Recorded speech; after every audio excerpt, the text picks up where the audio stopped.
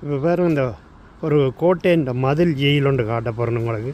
பாருங்கள், இந்த மதிலின் அகலம் இவ்வளவு பாருங்க. இந்த கோட்டையின் பழங்காலத்து கோட்டை உண்டு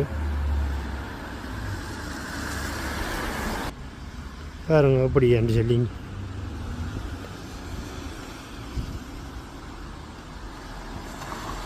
வாங்க, இதில் ஒரு ஜெயில் இருக்கான்னு பார்ப்போம் இருக்கேன்.